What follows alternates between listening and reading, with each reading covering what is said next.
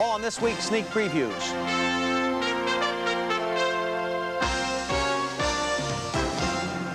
You beat William Mundy out of Missouri. Killed women and children. That's right. I've killed women and children. Killed just about everything that walks or crawled at one time or another. And I'm here to kill you, little Bill. For what you did to Ned.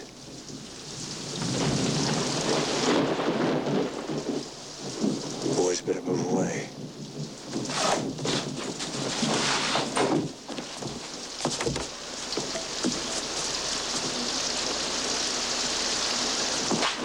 All right, gentlemen. He's got one barrel left. When he fires that, take out your pistols and shoot him down like the mangy scoundrel he is. That, of course, was Gene Hackman as the town sheriff trying to save his own life and face down hired killer Clint Eastwood.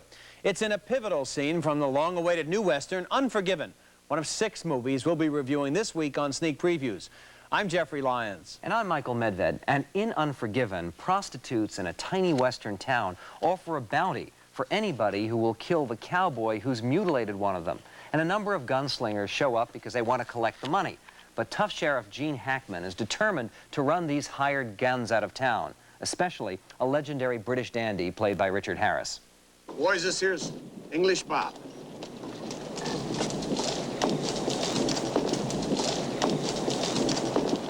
Been a long time, Bob.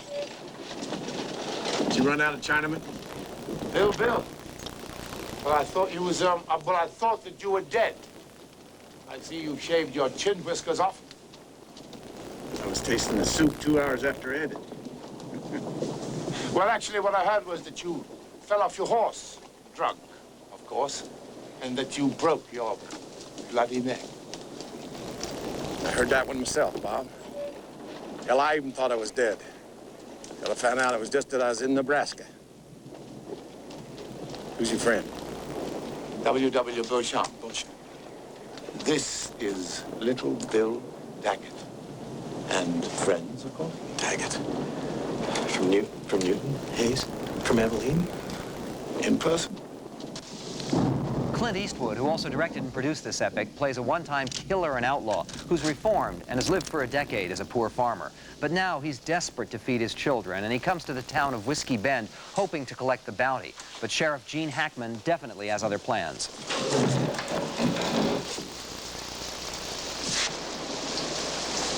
Come on.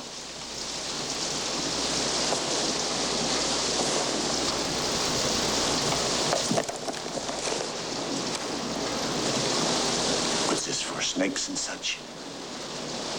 Yeah. We don't have any snakes in here, Mr. Henderson.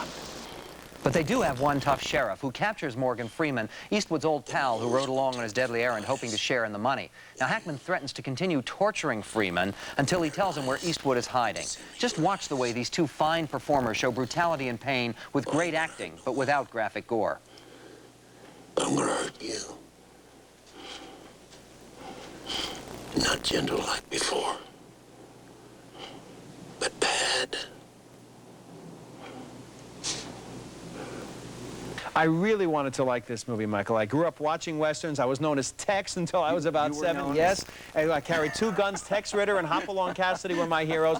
They don't make Westerns anymore. Why? Because of pictures like this, I think. Self-important movies with the dialogue which is mumbled. There's nobody to like here. The violence is graphic, but it almost revels in that. And there's no, in the end, you don't care about any of the characters. Actually, I cared about them very deeply. You're right, they're not likable. This is not a Hopalong Cassidy Western. It's not a simple good versus evil story. It's not a simple shoot-'em-up. It's a complex, morally ambiguous drama, but it's fascinating because it's full of interesting characters, each of whom are mixed, and it's about something. And what it's about is hinted by the title, Unforgiven. Clint Eastwood's character is basically a horrible person who tries to be a good man and tries to straighten out his life and then is drawn back into this evil from his past. And the way that evil is presented in this film, the way they show the horror of killing and the immediacy of it, hit me with greater force than any Western I can remember. I think it's a very powerful film. You said horror, evil, and Unforgiven. This doesn't sound like any kind of commercial for the movie for people who want to see this movie. No, it's not a fun Western. Exactly. It's a dark, serious movie. movie. Now, it could have been interesting. Richard Harris is a very interesting character, but he turns up very briefly. He's underused here,